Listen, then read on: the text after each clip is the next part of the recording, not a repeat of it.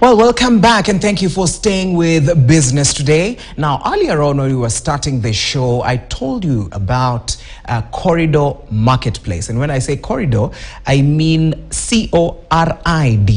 And this is a very interesting sort of title, and we would want to know what it means and what it's all about. And joining us is the CEO, actually, of this particular enterprise, and it's called CORIDO Marketplace, and they deal with second-hand type of commodities and also reusing some of the products that people usually throw out, and also they now reuse it and resell it to people. Thank you so much for joining us on Business Today. Thank you for having me. All right, Kevin. Yes. Let us start first of all with the name. When you look at the name, it's very interesting. So what is it all about and how did it even come about? CORIDO is just a trade route. Just the same way you usually say Southern Corridor, Northern Corridor. So ours happens to be the trade route. And then in addition to that, most of the deals usually happens, let's say the informal sector, most of the deals usually happens in the corridors. So that was the motivation of the name. Okay, all right. Thank you so much for that. And now let us look at also the penetration of such a particular market, especially because you are reselling, you are selling commodities that have already been used. Yeah. First of all, when you look at this particular type of industry, how is it thriving? And really, do we find very many Kenyans embracing it? In terms of trying maybe to, when you try to compare yourself with sort of a company that just releases products and says, okay, this is our newest product in the market, but now you are coming in saying, okay, we are taking the products that have been used and now reselling them or selling them anew. I would say this has been a concept which has been there for a very long time. People have been looking for ways whereby they can just recycle the items or just save some money to go for things which are already used. So to us as a company, we thought that this could be, we could formalize this process of buying these second-hand items. Of course, there are solutions in the market. There are those people who've already started ahead of us, the technologies they are using. But when we went down into it, we were like, there are gaps which we can fill. Yes. For our market. So over time, we've been picking new clients, and then even with the feedback they give us, it's like they've been really looking for this kind of a solution. Yeah. All right. And even as you engage in selling this type of commodities, yeah.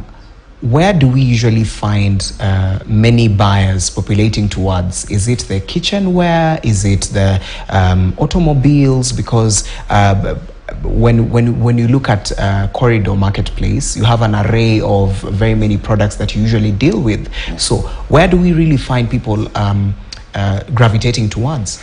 I would say it's a mix. So if you look at the kitchen items, most women would prefer to go for that. If you look at music system, entertainment system, we'll go for the male persons. So when you also look at the gaming items, you'd actually look for kids. So it's a combination of both.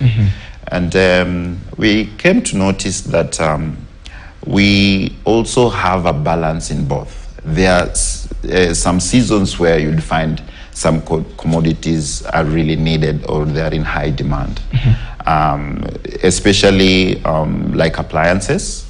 During wet season, you'd find that people are looking for fridge. I don't know why, but these are the times when most people are asking for the fridge. Okay. And then also in other times, like this season, we are having end of year. We are seeing more people. Yes. Buying furniture, maybe they want to transport them back at home.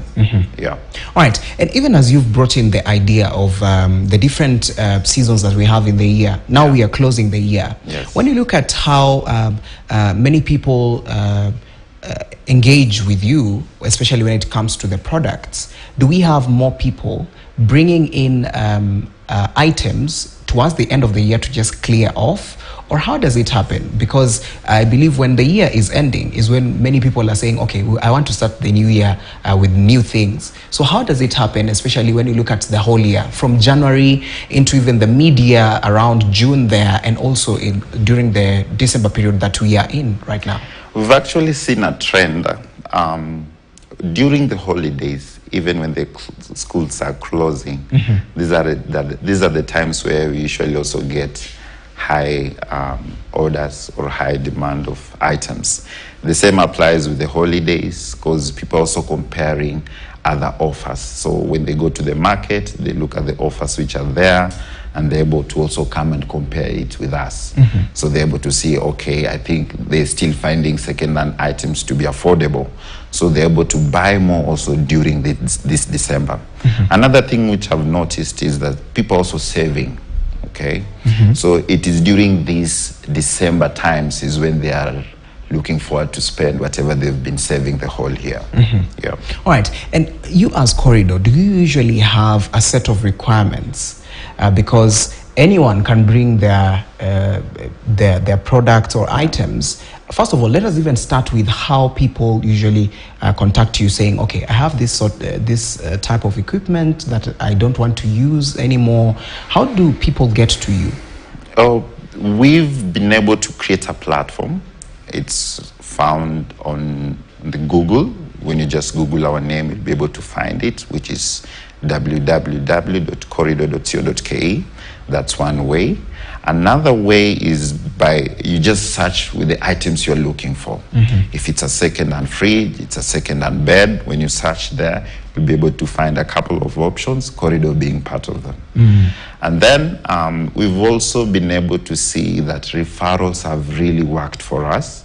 For those people who've been purchasing items, they've been referring their families, their friends, to be able to come to us.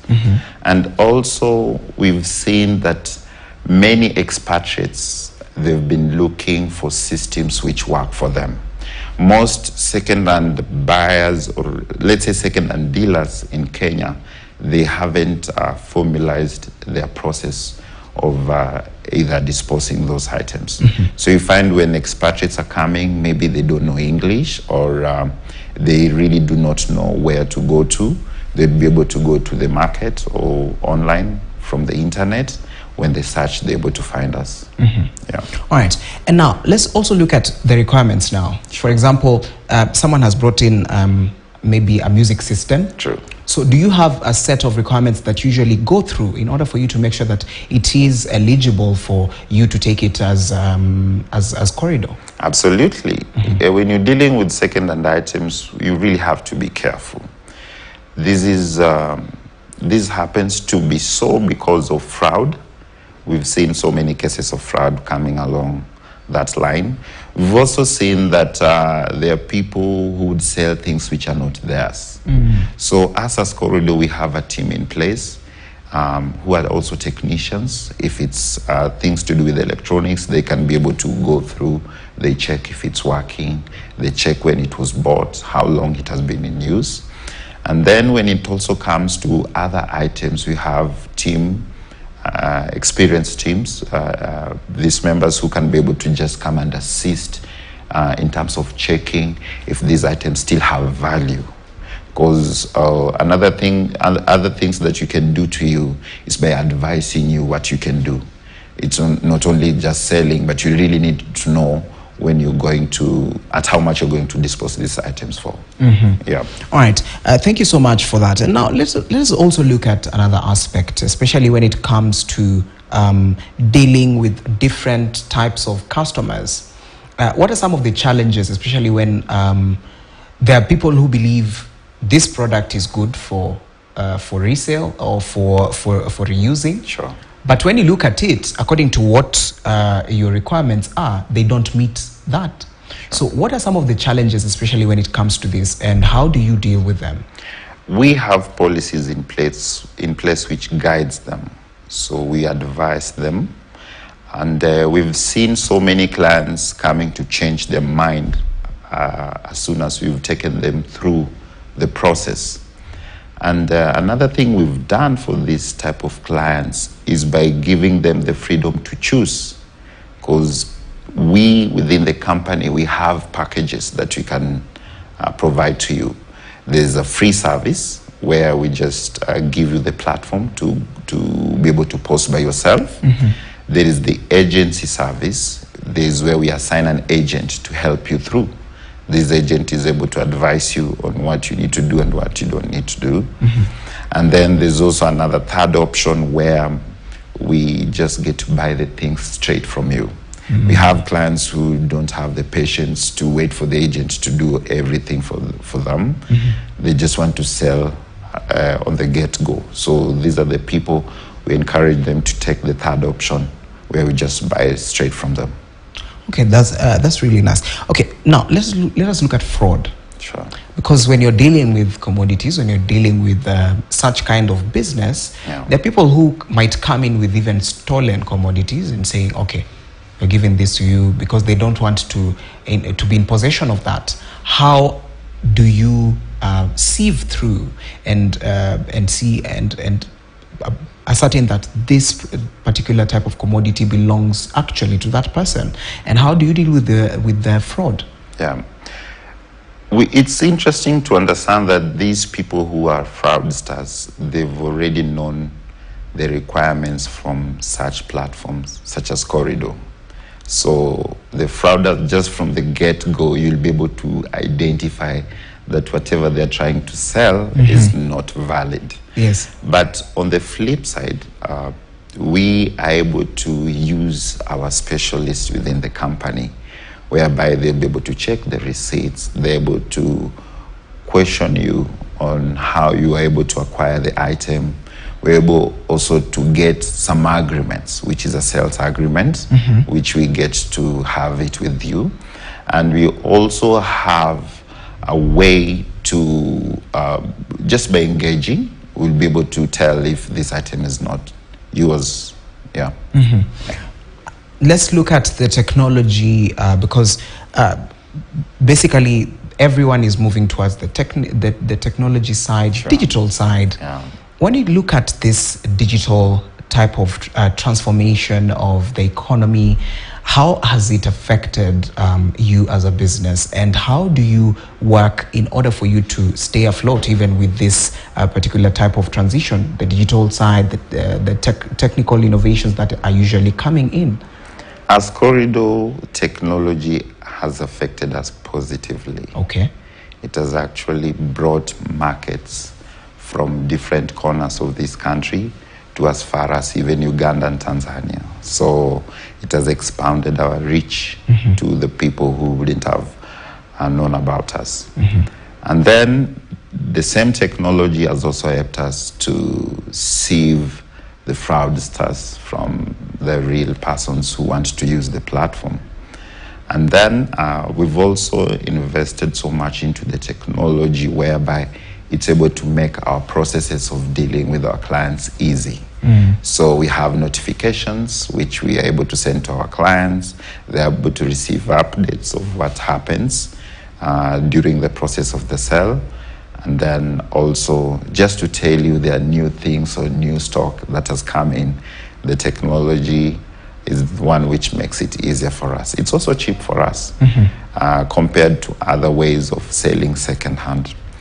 And then also in terms of trying to reach the new markets, we are looking forward to deploy a mobile app. We don't have mobile app yet. We're just having a website.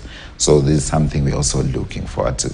All right, get to the mobile app really, because I was about to ask if you have the application. Sure. So let us look at the supply chain, especially when it comes to you as a company getting to the market, getting these commodities to the market. Yeah. How is the process usually done? And do people come to you, or how do you get to the market? Let's use an example of just a student who's looking forward to start life. This particular student or a fresh graduate will go online Most of them, they land to Facebook pages. Others go to Instagram. Others will go to TikTok just to find a place. So we also have accounts in all those social media platforms. So these students will be able to just Google whatever they need most of the time. If it's a fridge, if it's an appliance, if it's electronics, these are the things which they search.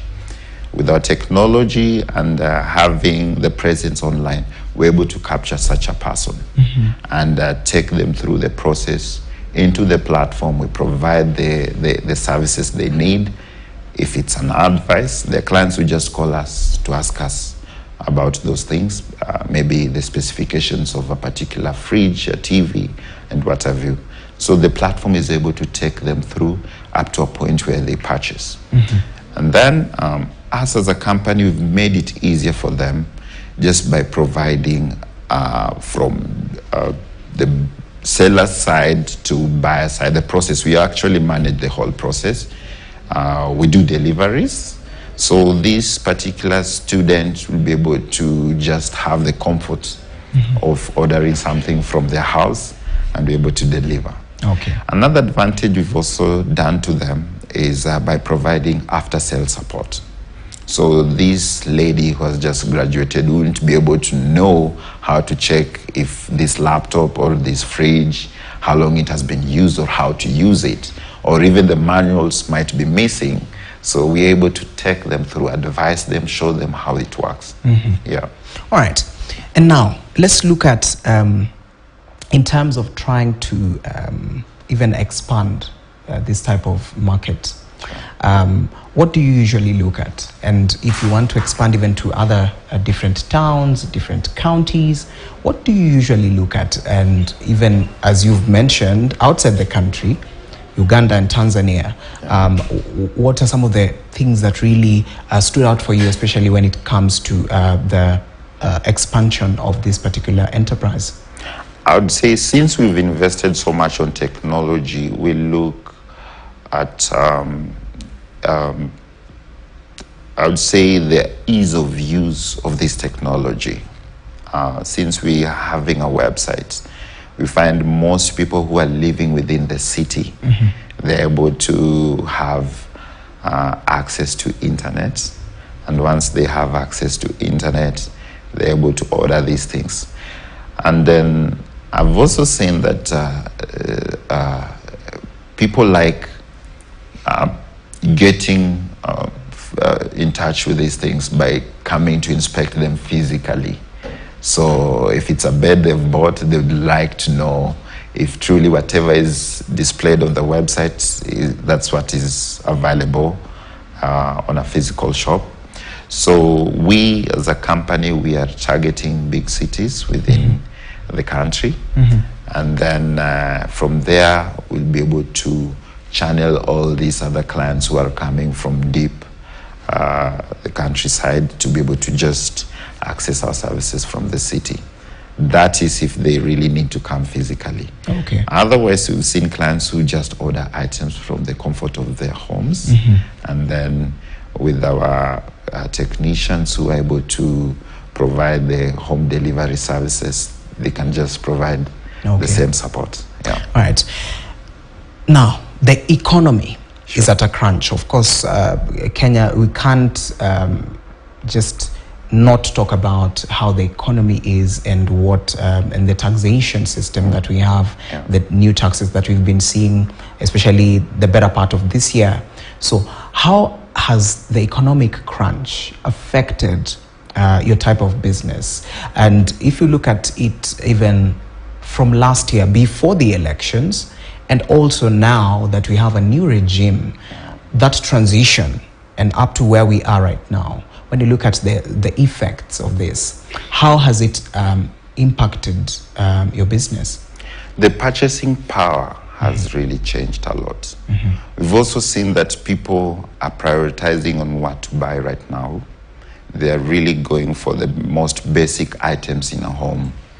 We can, but previously you'd see people, they would buy items for the sake of entertainment.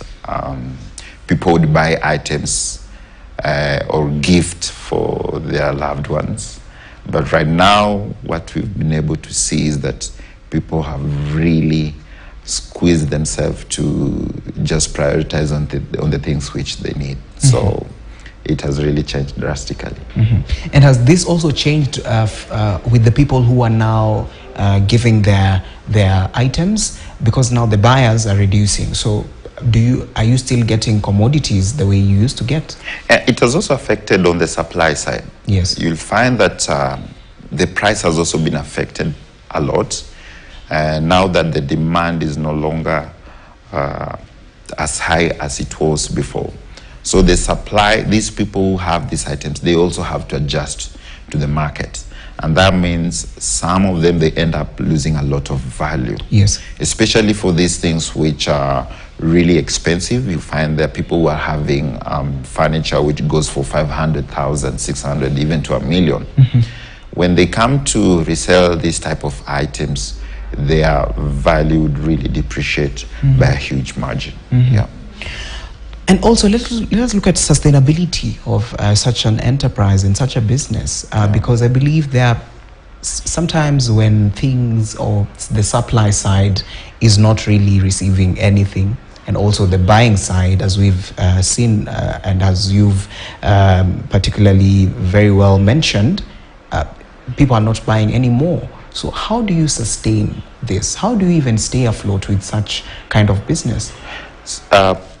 I've seen that the things which we are dealing with, they are basic items in homes. Therefore, whichever way the economy is going, you'll find that people are still buying these items. Yes. We have people who can't even try to buy anything secondhand. They'll only consider buying new items.